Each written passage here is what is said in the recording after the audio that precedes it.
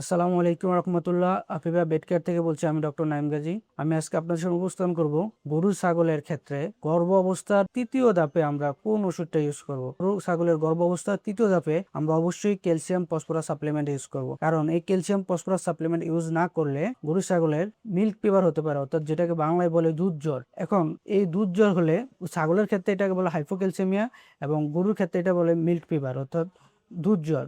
এখন এগুলো হলে কি হয়, যখন এই বাচ্চা দেয়, বাচ্চা দেওয়ার পরে গাভীটা দুধ দেওয়া শুরু করে, তখন দুধের সাথে অতিরিক্ত ক্যালসিয়াম চলে যায় এবং বাচ্চা যখন গর্ভাবস্থার তৃতীয় ধাপে থাকে, তখন বাচ্চার যখন হাড়গুলো ডেভেলপ হয়, হাড়গুলো উন্নত হতে শুরু করে, হাড়গুলো শক্ত হতে শুরু করে, তখন বাচ্চা মার পেট থেকে প্রচুর পরিমাণে ক্যালসিয়াম নেয়। এই যে বাচ্চা হওয়ার সময় ক্যালসিয়াম চলে যাচ্ছে বাচ্চার বডিতে, তারপর দুধের সাথে ক্যালসিয়াম চলে যাচ্ছে, এই ক্যালসিয়াম গুলো কি হয়, এই ক্যালসিয়াম গুলো চলে যাওয়ার ফলে মার শরীর থেকে প্রচুর ক্যালসিয়ামের ঘাটতি হয় এবং ক্যালসিয়াম ঘাটতি করে মার হাড়গুলো দুর্বল হয়ে পড়ে এবং দেখা যায় মা যখন দুধ দেওয়া শুরু করে, মার পা হঠাৎ করে অবশ হয়ে যায়।